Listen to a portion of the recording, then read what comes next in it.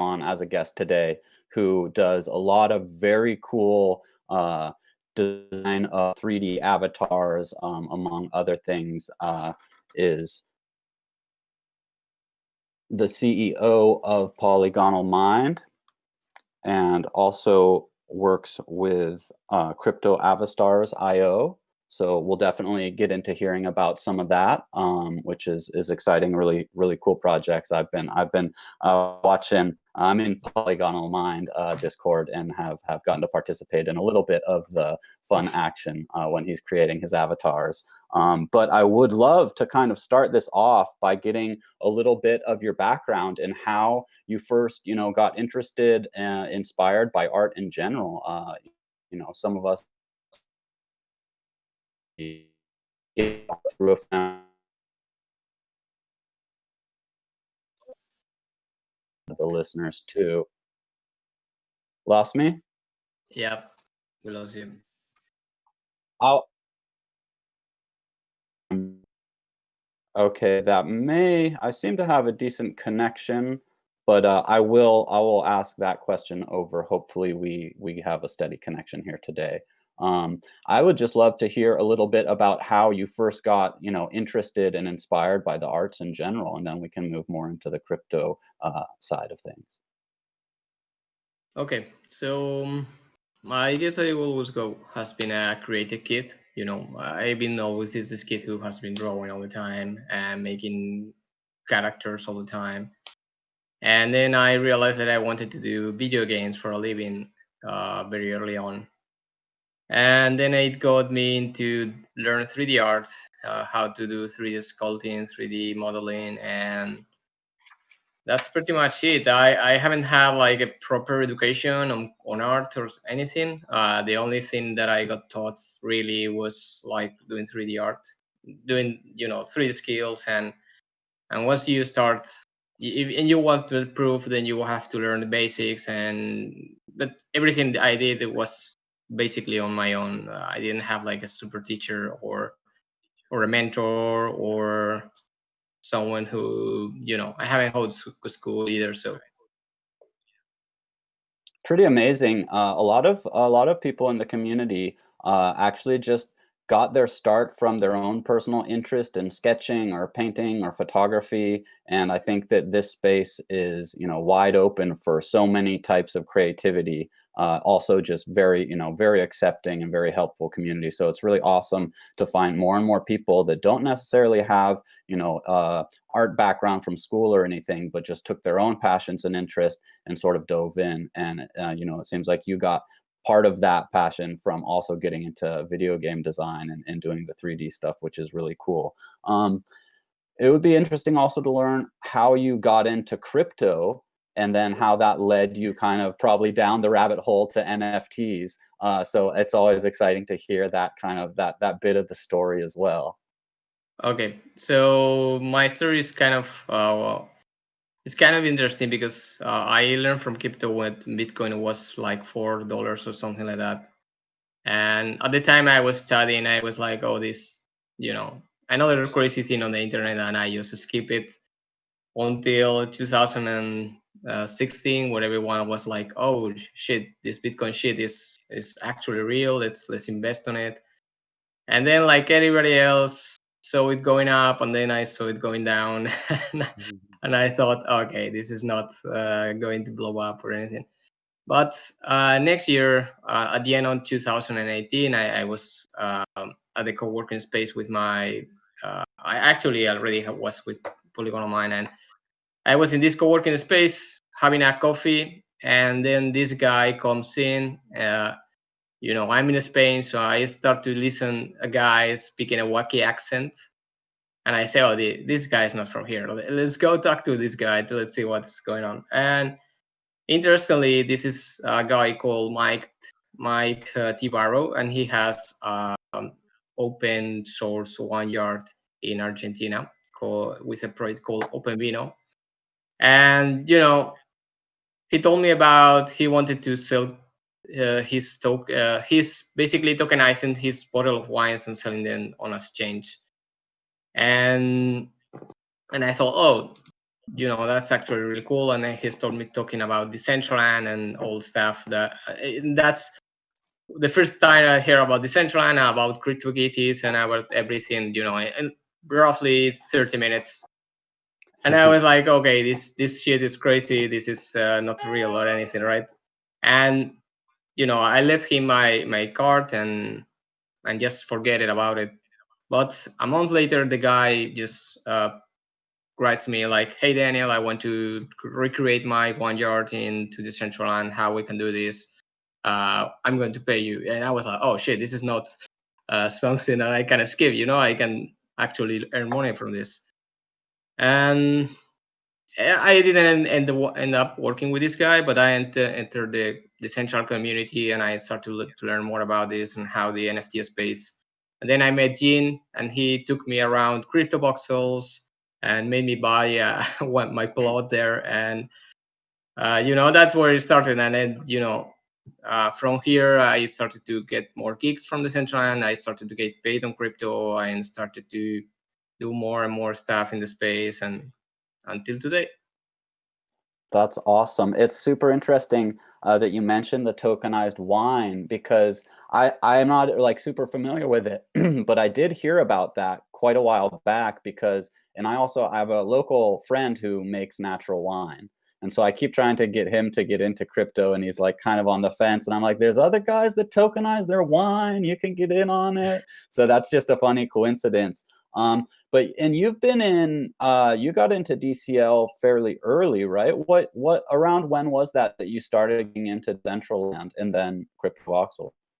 Uh, at the end of 2018, I started in the Centraland. I joined the space. I joined the Discord, and I was like, oh, you know, there's a lot of buzz about this project because there was some land already being auctioned. There was still going on another auction later on. So I came in before everything was sold, and I was very surprised, right? Because there was a lot of people in the Discord. There was a lot of money being traded, but there was nothing built. There was no world, and I was like, oh shit, people actually bought something that is not working yet. How this happened? Because if you come from the video game industry, people, if they don't have it right away, they just are not going to give you the money, right? But somehow in crypto, it's not doesn't work that way. And yeah, I got really early on. We started to mesh up with the engine. We've been pushing boundaries on the central end a couple of times, trying new things, limitation, optimization. We've done a lot of games there. Yeah, it's been a long time already. It's amazing to see the passion and creativity behind a community create basically a whole virtual world. Um, I wasn't into Decentraland as early, but I was into cruising around some crypto voxels pretty early on when there wasn't a lot built. It was all gray, and there was sort of there was a lot of excitement of what could be. And so it was really interesting and exciting, and I kind of missed the boat on getting land there early. But then once I saw more things being built and color entering the world, and the galleries especially really got my attention, and I was just like, oh my god, this is amazing, and there's so much that can be done. There's so much potential, and that really actually got me to go over and check out Decentraland more. And fairly early there was stuff by then, there was stuff built, but it was pretty far and few between. And even for like the opening launch week, compared to something like the Halloween event that just went down, that was super fun, ran very smooth. It was, I went and attended every day and completed all the little tasks. And I was just thinking about the experience of that event compared to that launch event where everything was just breaking in such a huge, I mean, a million time improvement. So it's really cool to see the work going on, or to experience the work going on behind the scenes that you actually don't see, but you actually feel when you're in world and you're participating in these events or just cruising around. It's gotten really smooth, and there's so many great things going on there now. It's really exciting. For the whole metaverse space to have things like crypto voxels, Decentraland really kind of taking off and getting a lot more user friendly for someone that maybe isn't in the crypto space already and can understand the value there, kind of looking to the future. But to be able to cruise in, check out art, do some games, it's pretty exciting time for the metaverse for sure. Yeah, man. The both platforms have been evolving a lot in the beginning of the year. We think about the launch of Decentraland a long time ago, but it was early this year actually. So and as you mentioned, they have done a lot of improvements. They have done a lot of steady progress into the game. I was one of the first and most vocal critics on a lot of things in the early beginning because I have this urgency of building stuff, and there was a lot of problems stopping us from doing that. But I can tell, man, that when everyone joins Decentraland, after a while, they say, "Oh, geez, this has to there's something now. Ah, you can have friends, you can speak with people, you can play games, you can Absolutely. I didn't have this memory on launch, so I'm happy people is catching up. Building nice is catching up. Also, crypto voxel is just blowing up. I mean, when I bought the land, it was great, right? You had to pay to add colors to the scene. I was like, oh shit, how lame is that?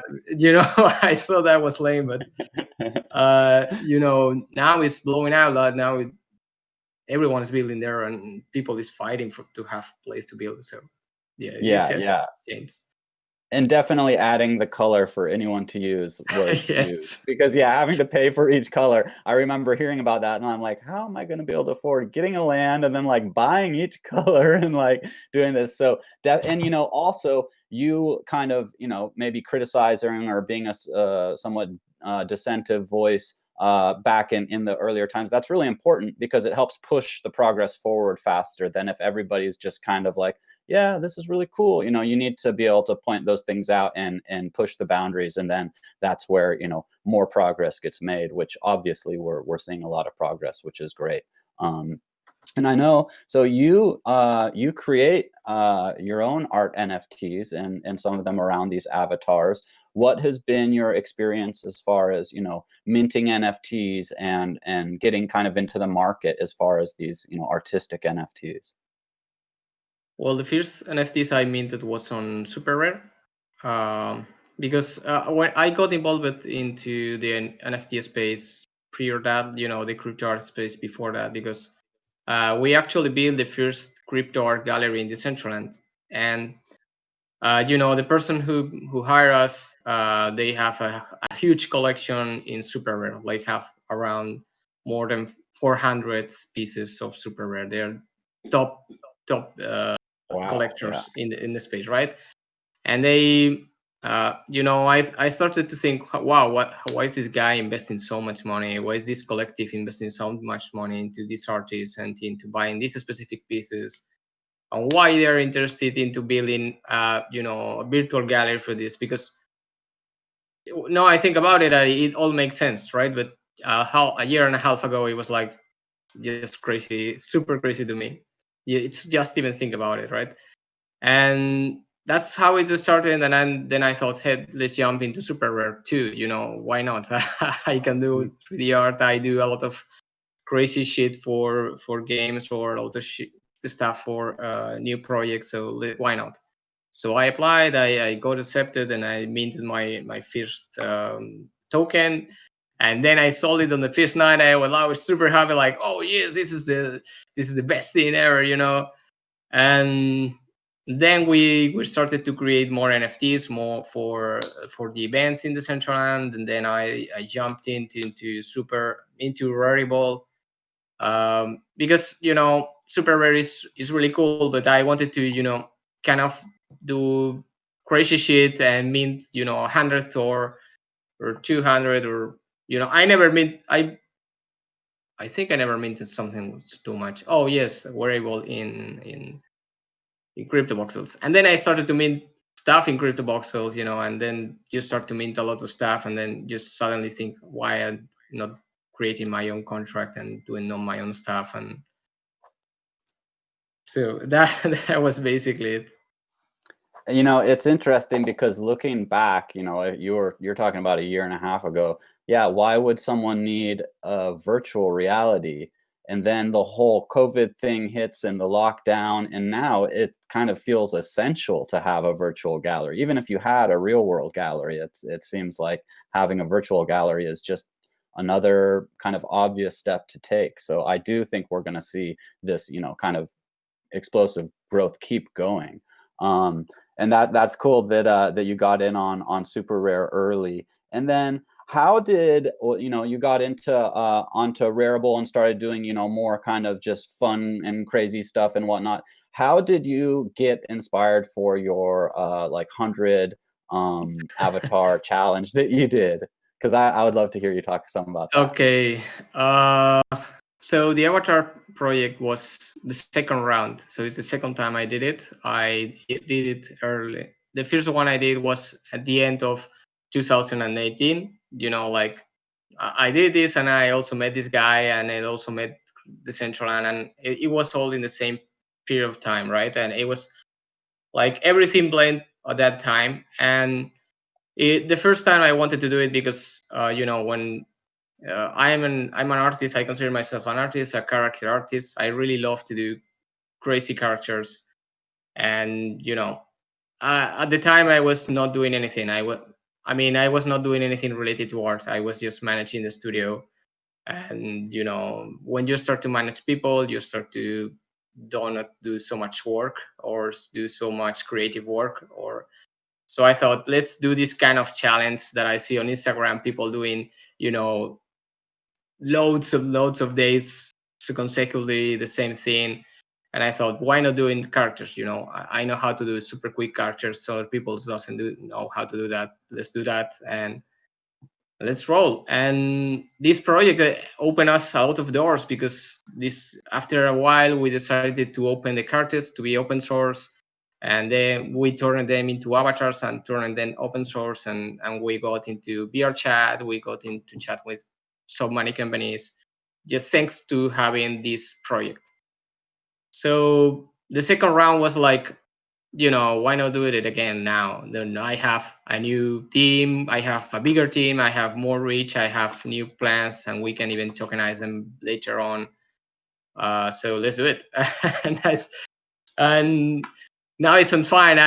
But day 17, I was like, oh shit, why do this again? But but That's a lot, 200. Because yeah, I had gotten involved, I guess, in this newer one when you started doing the, taking ideas from people through the tweets and stuff and in the Discord. And it was really fun to see what, other people were coming up with for ideas for these avatars. And it was really fun myself to come up with one that won the vote and got created. Which I think, oh, I did put it, I put it in the sent post about this. The bird-headed dude. Yeah. yeah. Yeah, man. Eventually you just run out of ideas, or you just don't know what to do. You can, or you have a lot of ideas, but you don't really want to do any one of those. So we're trusted to ask the community. We grow our base from 0 to almost 5,000 followers on TikTok, just for with this thing. And people in TikTok just said super crazy stuff. So we just go with it, like, let's follow the flow and see what's people taking up. I must say that someday it was really boring, because I was, I wanted to do something, but I said, you know eventually everything that I wanted to do was being done, and I'm actually thinking about doing it again, but not anything in anytime close. Yeah. No, it was cool. There was like, I mean, some that just pop into my mind or, ketchup bottle guy and thumbtacks. I mean, there was just like almost anything you could think of Yes. was getting thrown out there, and you were taking them and doing it. So it's really cool to involve the community and have those interactive artistic projects. So I had a lot of fun, even just watching what other people were coming up with and then participating some myself. And do you collect art NFTs as well and stuff like that? Yeah, I try to collect as much as I can. I must say that I'm most likely creating stuff rather than collecting. But the most stuff that I collect is very similar. Is how to say, this all very related to Matrix and metaverse stuff and things that remind me to, this reality that is not reality, that can be digital and not digital, and everything around it is, but pretty much that I collect. And actually, Dragonate is sharing some of your Collectors Hub gallerist gallery on the Twitch, so people will be able to see some of the things you have in there, which is always fun to have going during the streams too.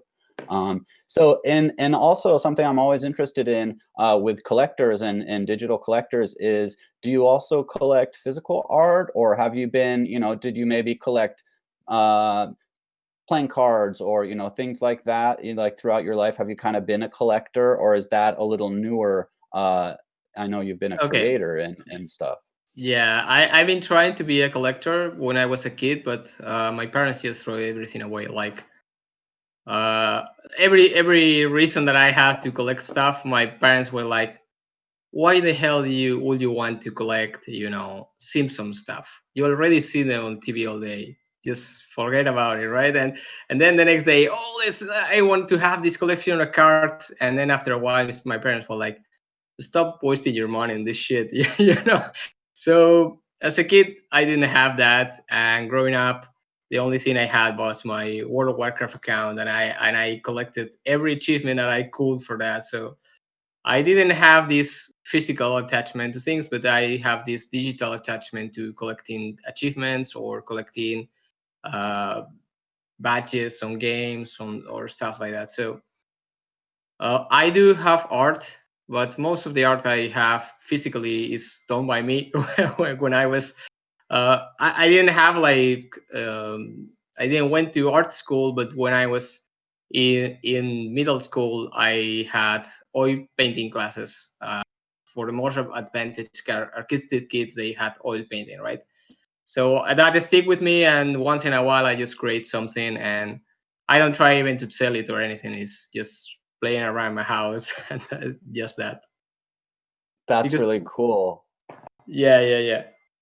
I always I had some fun art teachers where sometimes it would be maybe something sculpted, or we did when I was a younger kid in art class. I remember these things called shrinky dinks, and they were like these clear plastic things that you draw on, and then they put them in the oven and they shrink up into these little harder things. So I have like little knickknacks like that from maybe an ashtray that I made my dad, or like, a little teapot, or like some things like that. But it's fun just to have those and see them and bring back those memories of like those early days of kind of exploring, our own artistic kind of drives and interests. So that's cool that you got to do the oil painting. I never had an oil painting class, but that sounds like it would be awesome.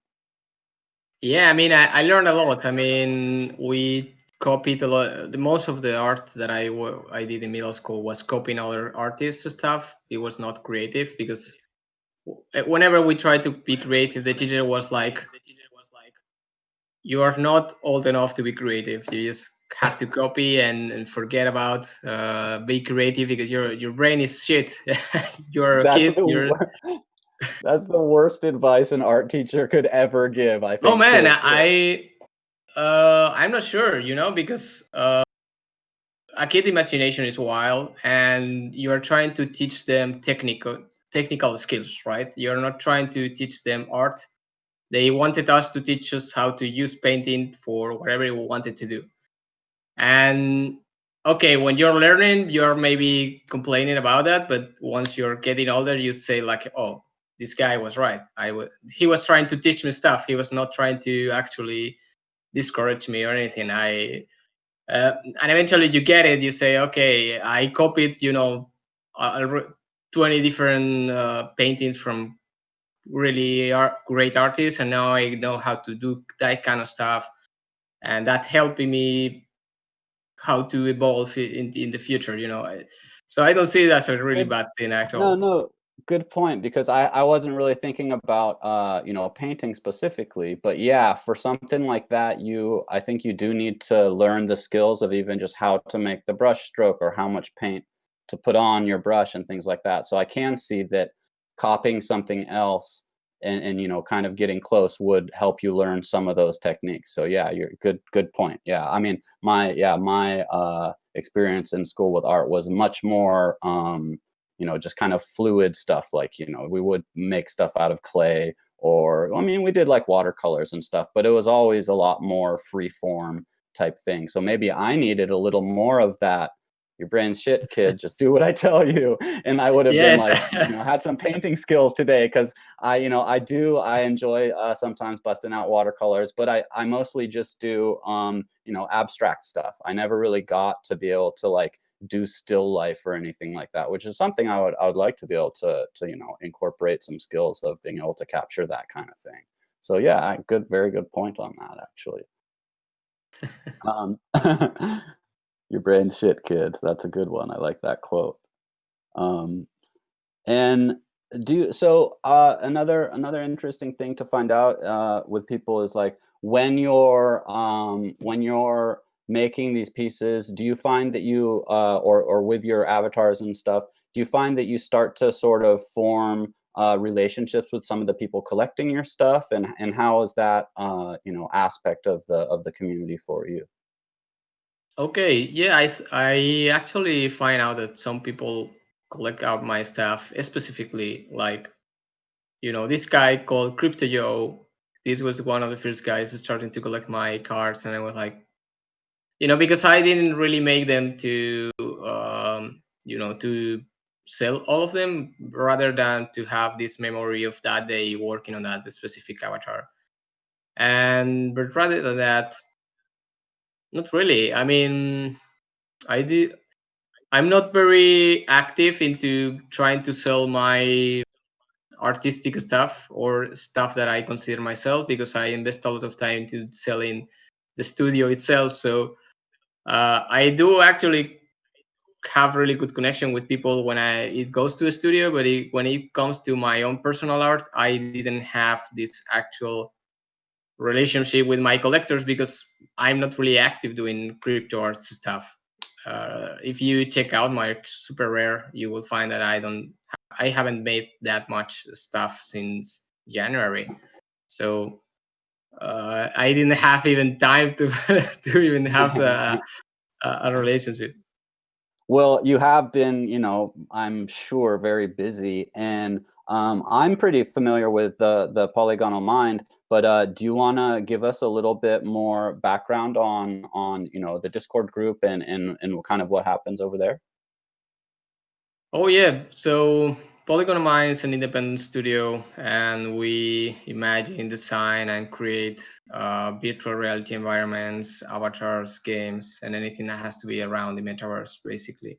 And we add this artistic value on top of everything that we do. So it has to be really good before I say that it's okay that we can publish it. But yeah, I mean, our studio has been around 6 years now. We've been doing video games in the past. Now we're jumping right into the metaverse. It was a leap of faith into but I think it was a really good leap of faith. And about the I Discord, see. yeah, the Discord, everything about around our projects and around crypto avatars and around anything we do is going to be on Discord. We are actually in the middle of progress on improving it. We want to add some bots so we can check out who has wearables from Polygon and Mine, and maybe give them a special role and something special. And something Me, special. I've got one. Yeah, yeah, Cool, yeah. I cool. know a Yeah, lot it of was. people have it, right? Yeah, yeah. It was that from the Decentraland Fashion Week. I believe that was when you guys had like 5 or 6 wearables up, and it was really hard to decide. There was really cool stuff, but in the end, I went for a Polygonal Mind jacket and really like it. I wear it most of the time. And I am saying that right because I hear, and I heard you said at Polygonal Mind, I hear people say the name in all sorts of different ways. I was trying to think of what I heard last, and it's like polygonal mind or so. I've heard people say it a bunch, and I'm always like, I swear to me, it's super obvious. polygon on mine. But Yeah, like yeah, I do hear people saying all sorts of, and I'm like, I think it's this. So good to know on the way to say it. And then also kind of newer, I believe, is the crypto avatars project. Yeah. yeah. Yeah, so crypto avatars, as I mentioned, I am a character artist and I invested hundreds and thousands of hours to improve my anatomy skills and my topology and everything around it. And oh, jeez. We've Okay, got. so it's okay. He muted himself. So I invested a lot of time in it, and when I joined the center, and I was like, people is buying land and why are not buying avatars, right? And that was super rarely really early on, and I've been thinking about this idea for a long time. If you check out I a few days ago I checked out when I bought the domain, and I bought the domain last year. So uh, I actually been thinking about this for a long time, and after with this quarantine I had time to think, and I was like, okay, this is the time to just go for it. Fuck it, no more excuses, just do it. And that's it. We decided to do it. We decided to bring our own experience from creating avatars and creating characters for games with wearables, with everything we have, into the most open thing that we can have for avatars. Also, I thought that if you, even if the platforms creating over avatars, they will be enclosed through that platform. I wanted to have this identity of the metaverse that you can use regardless the platform you are into, and that's something that really inspired me for do that, because we also did avatar commissions back in the past for people in VR chat. So we also had that experience making avatars, and I know that people is willing to pay really good money to have their own unique avatar, and they have this pain that when you buy a commission avatar, you cannot prove that you own that avatar, and people can steal it, and you cannot, say to that person that you just take it off because you don't have anything that can prove that you own it. Even if you know even if you check show your PayPal account or anything, nobody cares. But you know being in crypto and doing avatars, and eventually was like, oh duh, you have to do it. uh, and that's pretty much it, I guess. That it's a great idea. I think that, our avatars when we're in world show a lot of our personality, and to be able to have an avatar that's recognizable, and especially to be able to take it to other worlds. So like if you could have the same looking avatar in crypto voxels that you do when you go over to Decentraland, that's huge because a lot of us are hopping between these different parts of the metaverse, and so I think that's a really key thing to be working on, and that it's going to be super popular and people are definitely going to want it. I mean, I know that I want to be able to do that. I want to have my own cool avatar, and like in crypto voxels, I'm stoked. I have Pandex back in the day made me a likeness of my face, which is my head in crypto Yeah, I voxels. saw So it, man. I saw it. that's what that's one of the things that actually really got me in world a lot more, because I was like, man, now I have this really cool my own head. I'm gonna go cruise around more and just kind of like enjoy it, and that got me just deeper involved, and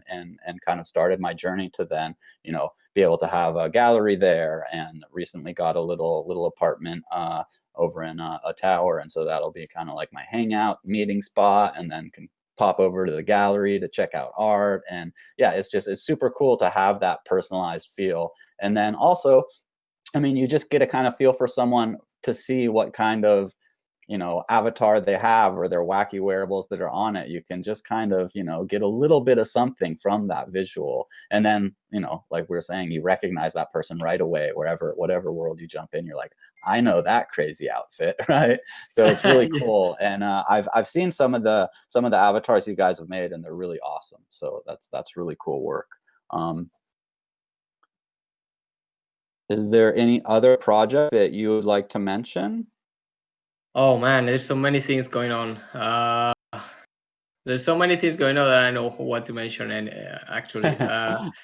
we're working on something cool for Decentraland. It's going to be related to games. I'm not sure. The thing is, we're trying to mix all the games we develop into Decentraland and try to connect them through somehow a season pass or something similar. So that's what we're super working on. That's coming up probably before the end of the year if everything goes right, but maybe not. I'm not sure because actually now there's a lot of people who wants to build their own stuff in the central and we're taking those jobs also. And um, what else? We're also working on something for Sandbox. We're releasing a Ooh. game on Sandbox release. We will be releasing this game called Dethrone, and we are now also thinking how we can use the blockchain to improve that game, and also using the Sandbox platform to improve it. And the most important thing we're working on right now is how to be more interoperable for the avatars. We have this barrier for voxelized art platforms like CryptoVoxels or Sandbox, and we are trying to figure out ways to bring your own crypto avatar into Sandbox and somehow being voxelized. And you can see it, right? If you have, the cool potato guy, you can see that it's a potato inside CryptoVoxels or inside Decentraland or whatever. That's our main focus right now. So we have so many stuff that I don't really know what to talk about. It's just Um, crazy. I bet that's a challenge to try and take something that you design not out of voxels and then create the same or very similar image using voxels, because it's just very different from having a curvilinear design to having these square or triangles basically that everything's formed out of. Yeah, yeah. The And thing the is, we want to have sandbox. it. Yeah. Sorry, let's go. Go no, go ahead. Go ahead. Oh, the thing is, we're trying to have it automatically, so you don't have to recreate them. So the thing is, crypto avatars is not only to sell our own avatars. We're also onboarding artists so they can sell their own avatars with our contract too. We use a very specific format that allows also to have license for the avatar. So you can actually choose what kind of license you want for your avatar. Do you want it to be open source or do you want it to be license restrictive and you cannot sell it for profit or, I mean, you can sell it because it's crypto, right? But I mean, you cannot use it on a commercial stuff like that. Right. But oh, sorry, I missed it. Yeah, Oh, so no, that's really interesting. I've been learning more about the licensing and different types of licensing for, NFTs across the board, whether it's, an art piece that maybe someone has purchased that comes with more of the rights that you could, make a t-shirt or something like that out. So it's very interesting to kind of, I've just, a little bit started learning more about the different types of licensing. So that's really important to incorporate so people know really what they're getting as a product and how much kind of leeway they have to use that with their own creativity or within other projects that they do. So that's definitely for me super interesting stuff. It's cool to hear you guys are working on kind of multiple licensing factors for those yeah. avatars. I would definitely love to hear a little bit more about the Dethrone game from Sandbox. The Sandbox has me super excited. I do have a little piece of land over there. I wasn't going to miss the boat on that one after missing DCL and CryptoVoxel. So I was like, I'm getting some there no matter what. So I got a little bit of land there. But from the various different kind of teasers I've seen, Blankos looks amazing. The game Hackatao is working on looks amazing. I know there's big players coming in to that world, so I think we're going to see a big influx of gamers specifically coming into kind of the crypto sphere and the metaverse through that platform, and it's definitely exciting news. I think the last of the Meta Olympics is going to take place in Sandbox, kicking the tires All over right. there on a game. Yeah, I heard that from a little bird, so that's super exciting. But yeah, I'd love to hear about kind of what your guys is. I mean, as much as you can kind of let Yeah. I loose. don't have anything to hide on this round. It's going to be an RPG game, hack and slash. You will have to kill a lot of small goblins slash orcs, and there's going to be two factions. One is following a really bad deity, and the other one is representing humans, basically. And that's it. I mean, this is the first step for this game. We are actually thinking how we can go to the next step, right? Because we're going to be launching, and it's going to be one of the first games launching with the platform, and we have been working on it already for 2.5 months.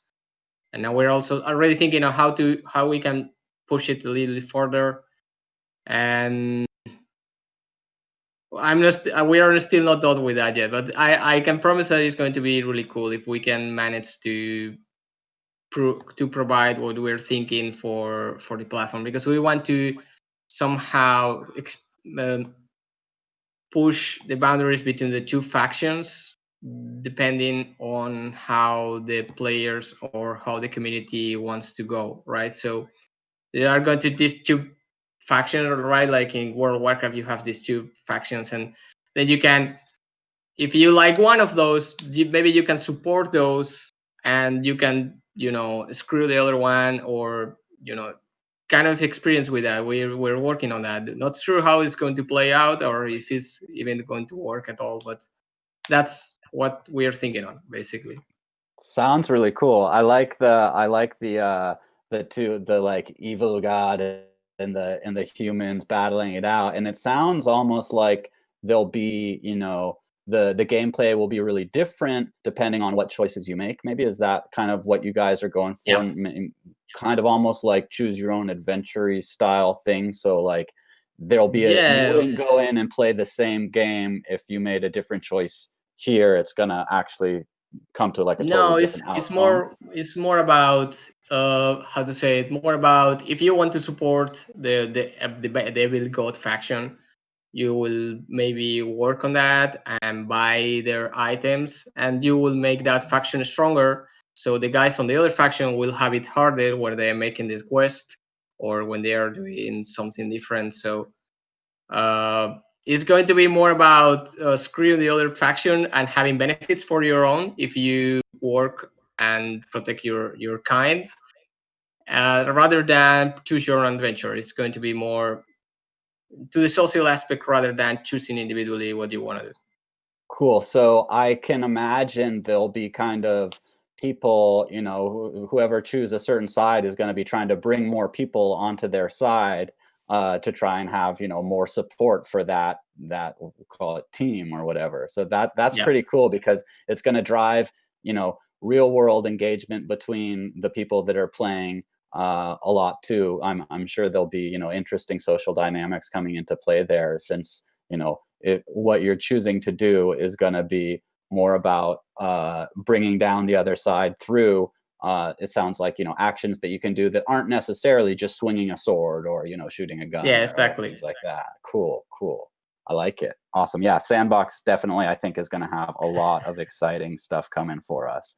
And have you checked out, Somnium Space much? It's something that I haven't Yeah. gotten to a lot. I've only seen a little bit, but what I've seen has been mind blowing.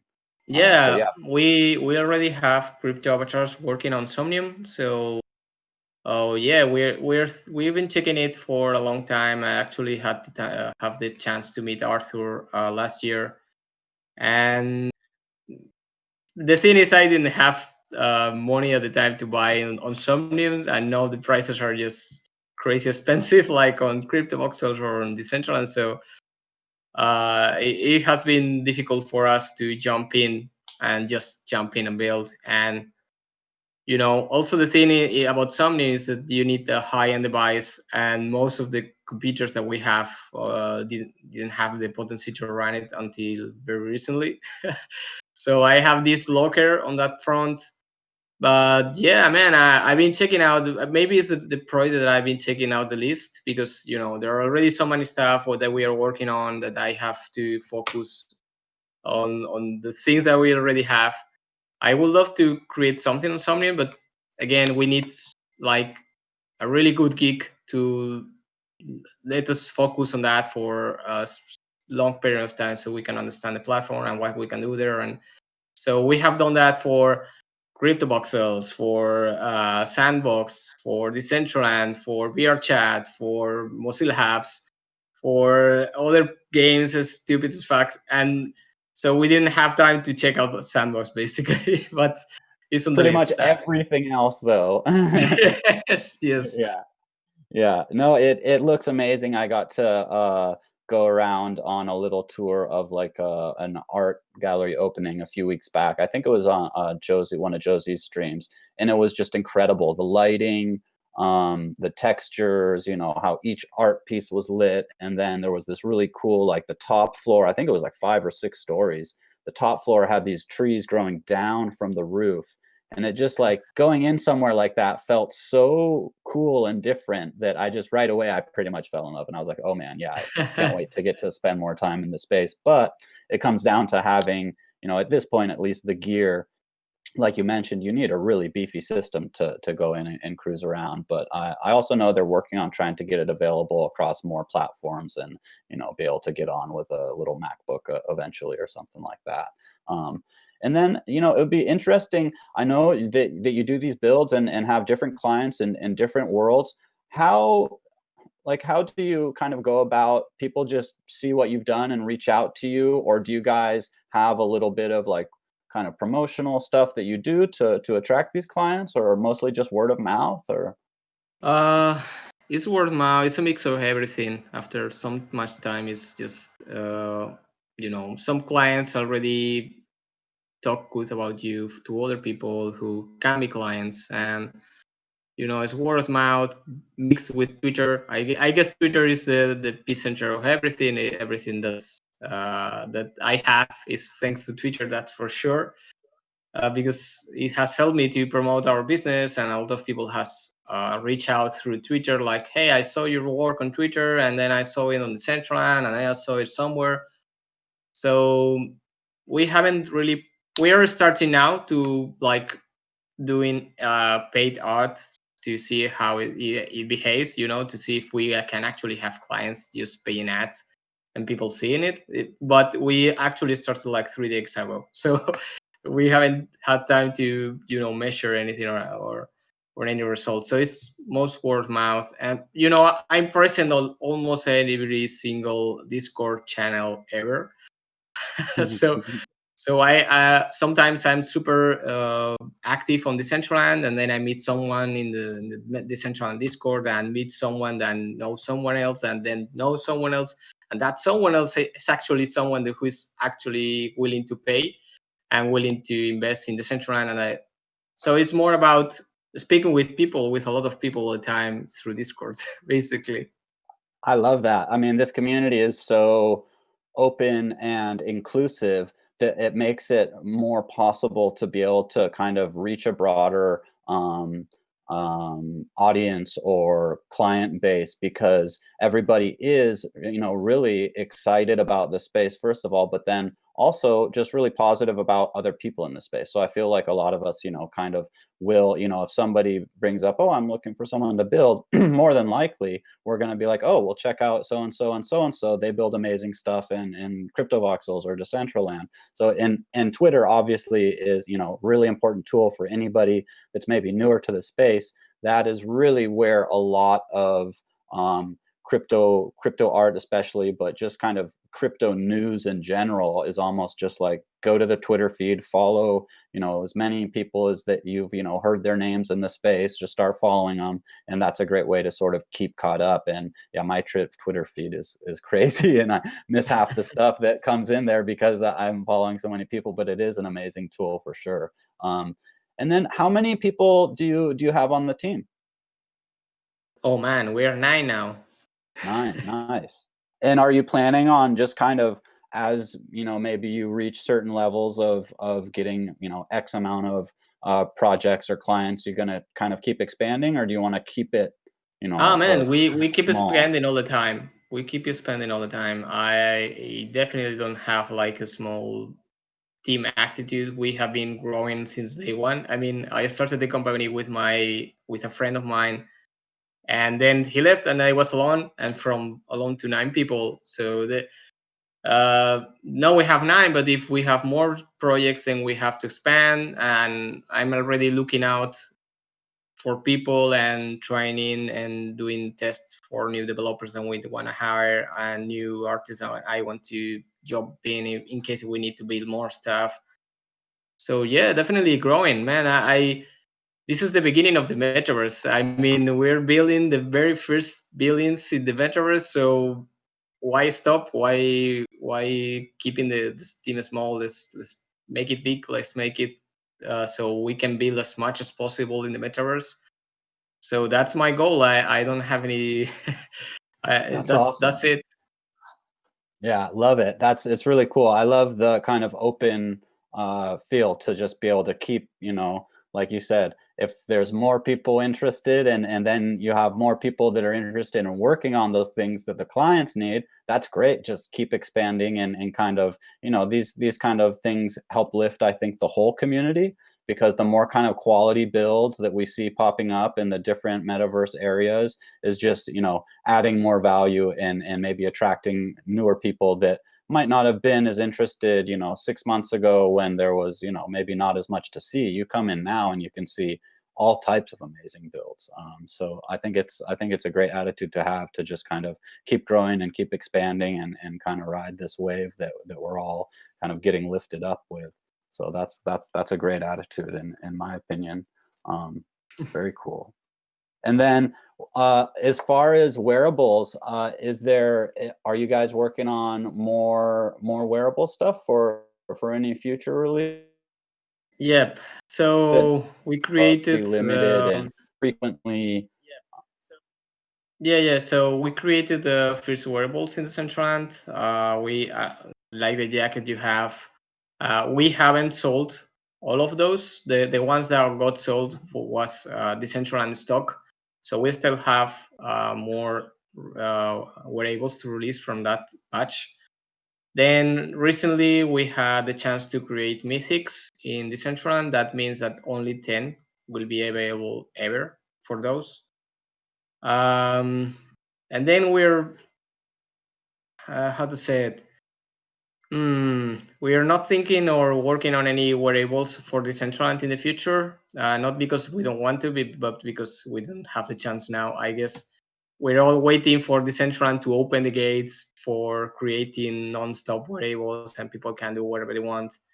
I mean, I get why they're restricting the and doing the licenses because I have the same issue with crypto avatars. I have to be sure that the person that I giving the whitelisting know how to create technically a good avatar, right? I have to test them because I don't want people to buy broken shit, right? Yeah. Yeah, I get it. So as far as I know, Decentraland will allow to create avatars without these technical skills being so high in the future. So that's a good point. And when that's done, we will definitely create more wearables for Decentraland. Um, CryptoVoxels, I haven't created any wearables recently on CryptoVoxels, mainly because, as far as I know, it's broken, right? Or it's stopped. Yeah. It's been stopped Well, for months. it's been at least a couple months where I don't know exactly what happened. Something broke, and they were, focusing on other things. We've gotten, through kind of Whip family and the Whip crew. There was a little petition to fix wearables that Matthew made a while back, and he's now sitting in on some of the calls in Crypto Voxels, and they're definitely working on it. I know that. I don't think it's quite fixed to be able to submit more wearables, like a new design. But I think they're actually starting to get some of the old ones that had been, turned in or submitted that were just stuck in the queue, right? Nothing was being minted. I think they're actually starting to mint through those. So the ones that were already submitted are getting minted through, and from what I hear, soon we'll be able to start, submitting new wearables that will get minted and can be sold, and which is great news because it's super important to Yeah. have that up and running. It's interesting the different takes on wearables between Decentraland and CryptoVoxels. CryptoVoxels is pretty much anything goes. I mean, they are, like reviewed it at some point and then okayed or not, but it's pretty wide open. And then also you can make, I think, 1,000, like I a met a lot of run them. of a or 10,000. Yeah, you can make like a crazy amount, which is interesting. I would probably be more in general for having a more limited supply, because then you're kind of having better value in the wearable economy. And I think that's part of what Decentraland, not only wanting to have really top caliber, really like awesome looking wearables, but also to keep the value up by not just, having a million wearables of whatever you want. So they're generally seeing more limited numbers. And obviously, up until now, it's been just by, artists getting submitting and then getting okayed, or a project submitting and getting okayed. But I have seen, some news that they're also working towards opening it up for more people to be able to make wearables. So I think it's a really exciting part of the whole metaverse, is the wearables and the fashion and the avatar. I mean, that's all huge. It's not just about going and cruising around the buildings or playing a game. It's about being able to express yourself, right? So and Yeah. it's really cool. Yeah. Yeah, man, but I'm not sure about limited editions. I actually want, I have this mask. I have this eye mask in CryptoVoxels, and I minted 500 of those, right? And I haven't sold any of those, but I gave away a lot of them, right? Cool. I gave around 200, maybe more about them. And a lot of people write me and like, oh man, thanks for sending me this first wearable so I can see how that, feels. And I know for sure that a lot of people have been brought into CryptoVoxels thanks because I gave them this small wearable, and then they went in and they started to buy and trade and creating their own wearable. So I cannot see the value of having a scarcity and having, super unique avatars from super unique artists, but we also need the other kind of, wearables too, like 500 through 2000, 500,000, a million wearables. Right. So people can create, experiment, you can give it away to other people so you can lure them into crypto voxels, right? Yeah. So you need to have this balance. And uh, I'm not sure. I mean, I'm all in for scarcity. Hopefully one of my wearables can be sold for $1 million one day, right? But I don't have any disrespect for people creating thousands of them so they can give it away or create a small game where they can claim that. Or so I think it's about balance between those concepts. Yeah, that's a great point also for having game rewards as a wearable. Because if you can only have 100 or whatever the limit could, arbitrary limit is, then only that many people could play the game to that point and win the prize. So yeah, having some aspect of, a very high quantity or unlimited for a type of action, like, getting a game reward is important. And then, also, as you mentioned, you gifting some wearables to people to kind of draw them in world. That's actually, like I had mentioned with my head and Pindex, that got me way more into it. I'd been, a handful of times and it was cool, but that really wanted me to spend more time in there. And that also got me interested in, looking at other wearables and starting my collection. So there's definitely good points for, being able to make something more scarce if the artist or creator feels like they want to have a limited special item that might be a higher value item, versus having something that anybody that comes in world and plays this game could win, or that someone can just send out to, also, like at the whip, previously a lot of times a wearable was what you would get when you signed the guest book. And Yep. obviously with the wearables breaking and everything, that stopped. And gas also went through some craziness that just killed it. Oh But yeah, yeah, man. it's really cool to go to an event and get a special wearable that everybody at that event has. Then in the future, you see someone, months later, and they're wearing the wearable that only was available through the event, right? So you're like, oh, you were at this party or whatever. It's just, there's a lot of cool aspects to it for sure. Yeah, man. I mean, wearables you can trade them is, as gifts they work really really well. And I'm looking forward to see what's the solution on the wearable stuff, because um, independently we need to find ways that can work regardless the gas fees go up or high at any time, right? And Absolutely. I think, for example, Decentraland is going to integrate into Matic layer, layer 2 with Matic. We have done that also with crypto avatars. You can already mint crypto avatars in Matic to, save money.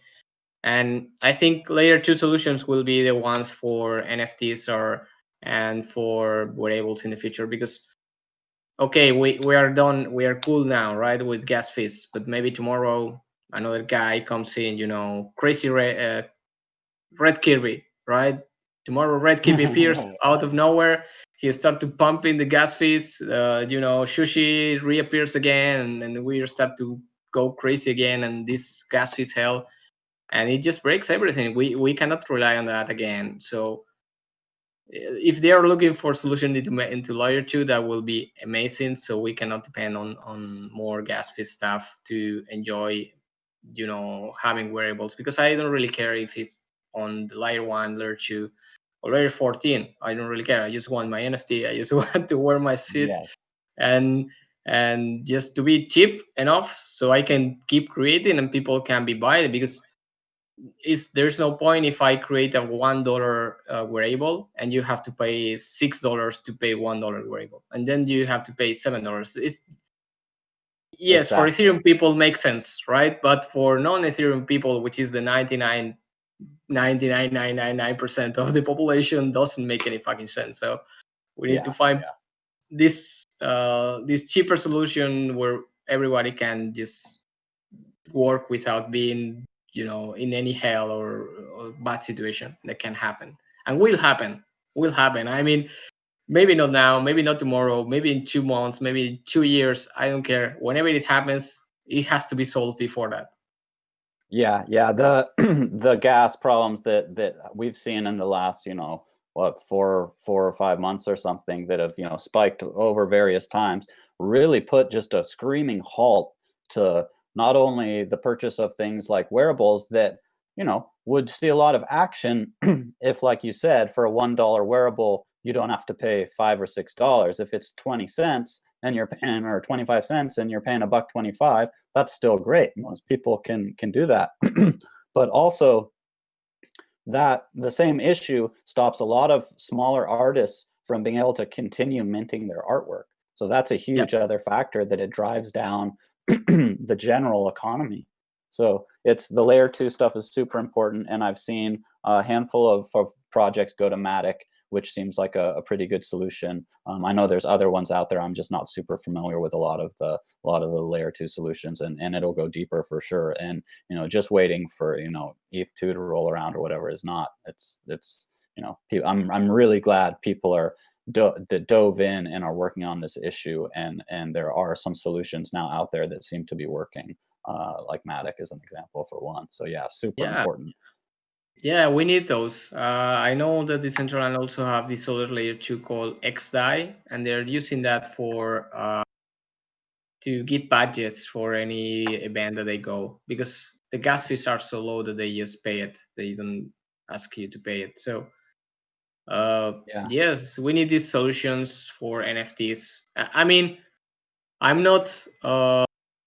I'm technical. I'm a technical person, but I'm not in love with Ethereum or in love with any blockchain itself. I think eventually everything should work with everything. Like these are very early technological solutions and problems that we will be solving in the future, and maybe we can have blockchain for, or a layer just for wearables, or a layer just for this other game or whatever, but uh, if I'm just saying, because eventually you see people speaking like if Ethereum is good enough for NFTs or this other blockchain called Flow or this sort of thing or that. But so I don't think really the blockchain matters. I think that we have to, the important is the technology of the blockchain, and the important thing is that people can use it, right? The Ethereum, we can use it now, but if there's an issue, it will break and it will push away people from minting stuff, selling stuff, and they will look for other solutions, right? They will look for XI, they will look for Formatic, they will look for Flow or whatever it is that will be cheaper. And I'm not going to say gas-free solution, because maybe that's not an option, but something that is understandable for the rest of the population when they jump in and they want to buy something. And okay, this pen, okay, wow, it costs $10 and I have to pay $10.50 because I have to pay a small fee. That's doable. That's something that I'm used to do with paying taxes, right? Or paying a fee for the platform or whatever. That's doable. But if this pen that costs 10 and I have to pay 100 for gas fees, I'm just not going to understand it. I mean, I will understand the technology and all what you want, but at the end of the day, I'm understanding that I'm spending. It's like if I buy this, right? You buy this from me, and I send this for you from Spain to wherever you are, and it costs you $0 for spending. You're going to buy it. But if I tell you that this costs 10, and then you have to pay $200 so you can have it on your house, then you're going to say, oh man, there's another store around my house that has this other pen that works exactly like yours, and it's just $10 without any fucking fees. So Yeah. that's what's going to happen. Yeah, I think the functionality is more important than the specific chain. And especially for the majority of people that will be coming in, they're not gonna necessarily have a big background in Bitcoin or Ethereum or, whatever the cryptocurrency is. They may be using it with a much smaller understanding of kind of what goes on in the background. So just having it work for people when they come in is the important part. Or, for us that are in here and want to do things, and then you run into something like, oh, gas is $30 to mint this today, so I can't, and then the same tomorrow, or so it is important. And I was just earlier today after the whip, we went over to Maker DAO spot in Decentraland, and they had been talking some about XDAI, which I want to learn more about too, because it sounds like really promising, a way to be able to avoid some of the Ethereum gas traps and stuff that we've been dealing with. Yeah, eventually everything will work fine. I think and as you mentioned, eventually more people will jump in and they're not going to be tech savvy. And we want that to happen, right? We want that to happen. We want our mother to use the blockchain also, and they don't even know what the fucking are doing, but we want them to use them because we know that's good for them. So when those people jump in, it has to make all sense for anybody. So yeah, I mean, layer 2 solution, layer 3 solution, or whatever the fuck is needed at the time, that's good enough for me as long as I can keep and save money. Yes, yeah, and I mean, and it is. There's so many benefits. The security of the blockchain. When you're buying something from someone, you know the authenticity. You can track, what other owners have possibly owned that same thing. There's so much that it offers, that I think that when we do have kind of a smooth entry and functionality, whether it's for gaming or for buying art, there is going to be, the mainstream is coming. And I say it often, we're still in early days, because we have people probably here in the chat that are, maybe they've just been in the space for a couple of months or something, and often people are saying like, oh well, I missed out on like everything. There's still lots to come. We're still, I think, in early days. I mean, yeah, there were some experiences that maybe won't come around again at the very beginning of some of these communities, but it's, there's still like all the most exciting stuff is right in front of us and coming down the pipe. Yeah, man, it's super early. I mean, people who got us before us, they were super early, like extremely early. They were the people in the very beginning, the genesis of things, right? And Yeah. we are super early too. And probably once you start to spend like 2 weeks, 3 weeks, 4 weeks into the space, you start to lose. You start to think that everybody is improving themselves. Like, oh man, I'm learning so much. you start to see that you are learning a lot of stuff, but you forget that people around you is not paying attention to the same shit you're paying attention to. So uh, after a couple of months into the space, if you go to speak to someone who has not touched anything related to crypto, there's a high chance that they will tell you that they speak other language that they don't shit understand. So that happens to me all the time. Like Totally. whenever I go out and speak with my friends who have my age, right? They're fairly young, right? And or people younger than me. My cousins are younger than me, and when I speak them about crypto and blockchain and virtual reality, they're like, "What the fuck?" What are you talking about? You know that anything that you say, then I don't understand anything, and that's the beauty of it. There's so much to learn, and we're so early that there's so many things to do that I will say that almost anybody that jumps in now and try to invest the time to learn and to how to they can fit themselves into the ecosystem, right? I can fit myself into making avatars because I already been doing that prior blockchain or prior crypto. So it's what can you bring into the ecosystem? There's a high chance that there is still that spot where you can grow and make a living out of it, maybe, probably, or just stand out and have it as a side project that will uh, organically grow itself into something else, because there's always some more people coming in and more people coming in. Because at the same time that I'm telling you that when I go out I speak with people and they think I'm crazy, a lot of people is reaching out like, hey, you know about crypto, right? How can I learn about that? Can we meet today and you speak me about how can I save some money into Ethereum? Or at the same time that people don't understand me, there's a lot of people reaching out to like learn about it, like why is this growing up, or why is going on, or are this heard this and on the news, or and I'm thirsty now, or I heard about this on my podcast. So there's definitely more people to come, like way more people to come, like millions of people yet Yeah. to come. So if you're really passionate about the space and you really have the time, eventually you will find something that will fit for you, right? I mean, I learned about the space for a guy who is doing an open wine yard and tokenizing a bottle of wine, right?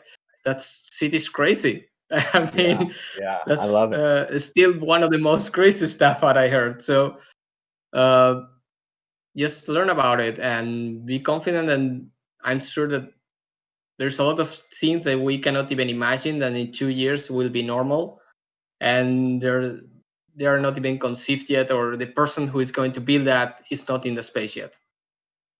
That's all great points, great advice to people coming into the space. Yeah, there's a lot of room still, and we're gonna have a lot of more people still coming in and coming in over the next couple years. So if you have an idea or a passion, yeah, just dive in, learn a little bit about it, ask for help. A lot of us Yeah, in the space are totally willing to, give some advice or just tell a little of our experience so that you can feel more comfortable and kind of wrap your head around some of the different aspects. And I run into people frequently, either some that know that I'm into crypto and they'll ask me about it, others that I'm trying to tell about it that just kind of gloss their eyes over. But then maybe you show them an NFT, and then you show them how when you look at it through an augmented reality app, that changes, and then they're like, oh wow, you can do what? Or you take them in world or something, and then they get their mind blown, and they're pretty much hooked. So it's definitely early days still. It's super exciting times, lots of opportunity. And yeah, this has been great. Thanks so much for coming on. And I really, really enjoyed getting to have some face-to-face time with you, and getting to chat about the stuff you're working on. I'm definitely going to be paying close attention to what you guys are doing over in Sandbox. And I've been dropping the links to your Twitter, and I see also you just dropped that link to the Polygonal Mind server. So that's yeah, awesome. Discord, yeah. Yeah, definitely join. Follow on Twitter, join over there in Polygonal Minds, especially if you have some kind of interest in 3D avatars and building, and building virtual spaces. And it's such fascinating stuff. And the people that do have skills in that area are very valuable, especially at this time, because there's not, a huge amount of people that have invested the time to, learn those skills and be practicing them. So, who knows, maybe someone out here listening that has some passion and a little talent might be joining your team months down the line or something. It's a Yeah, sure. wild, open, free space, and there's just so much going on. I think really it's just about kind of reaching out to people if you have the interest and getting started. Yeah, man. I mean, also we are onboarding all the time artists. So if you are a character artist, 3D character artist, please reach out so we can teach you how to turn your 3D art characters into avatars. So you can also hop into crypto avatars. Or yeah, we also document almost everything we do, and then we release a lot of documentation about how we build the stuff in the Decentraland, how we build the stuff in virtual in Uber chat, or how we build avatars. I mean, almost everything we do, we document it and then we post it as documentation or educational stuff into our webpage or through our YouTube channel or whatever. Everything we do, we document it and we share it so people can learn it and they can, you know, uh, you won't be finding any marketing bullshit blog from us. It will be only technical stuff of how to build the metaverse. That's for sure. That is super awesome that you guys share that stuff. If you want to drop your YouTube link in the chat, because I'll definitely hop Sure, I'm over not because familiar with I that. don't think I'm following you over there, and I want to be for sure. Let me check. Yeah, man. The thing is, I don't really use it that much. It's Victor who is the guy running this. Good to Yeah. have people on the team that can, run the different areas, because I know, even just running a smaller Discord project, it's a lot of work, man, just to have, a show every once in a while and have people engaged and share interesting content, just even that alone. And then I can imagine developing these whole, 3D, builds and characters is very work intensive, I'm sure. Yeah, but it's fine. I mean, Yeah, uh, doing what you love, and that's the other thing about people coming into the space. Like you were saying, there's areas open. There's all these niches that aren't quite filled. So for people coming into the space that have an idea or a passion or do some kind of art that they're not seeing a lot of, reach out and talk to people, because those gaps will be filled, and it might as well be you if you're here to start filling in some of those spaces and just keep growing the community. yeah, exactly. And if you are an artist who is inspired by Matrix, please do, because there are not many Matrix stuff around. Because that's what I collect. That's the only thing that I actually really liked so much that I will buy it. Anything that has to be with digits, green, black, Matrix, or virtual reality mix. So if you're an artist, There you're was a inspired by that, go for it, please, because there's people willing to buy that. He needs more Matrix art, people. I Yes, please. saw through your gallerist link gallery that Dragon 8 was sharing. I saw a really cool one that was like I think it was a woman statue, and it had the code going behind her, like the Matrix Yeah, codes yeah, pouring yeah, down. I like that. yeah. That was really cool. Yeah, yeah. I'm also a fan of the Matrix style art stuff. So yes, Matrix art is we I think we do need some more of it out there. Definitely, man. So thanks for having me, man. It's been a pleasure. Hope to have you back on sometime in the future. Maybe after you guys, drop the sandbox game or something like that. A little down the line, we can have you on again and catch up, because it's really fascinating stuff that you guys are doing. And I really appreciate you, taking the time. I know it's late where you are. It must be really late now, because I know we were starting and it was already like past midnight or something. So Yeah, it's appreciate you. 1 p.m., 1 a.m. or something like that, but it's okay. I There you mean, go.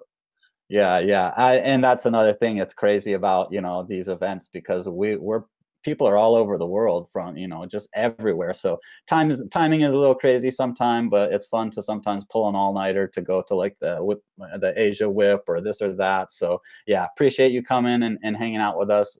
Great time talking with you, and look forward to seeing you around the metaverse. yeah, man. Looking forward to see you around too. I mean, I always see you around. For fuck's Yeah, sake. I see you. I see you too. Awesome, bro. This has been super fun, and yeah, we'll hang soon for sure. Okay. Okay, All right, bye. peace. Thanks, everyone. Really appreciate you all coming in and tuning into the Collectors Hub show, and we'll have another one in a couple weeks here. All right, peace.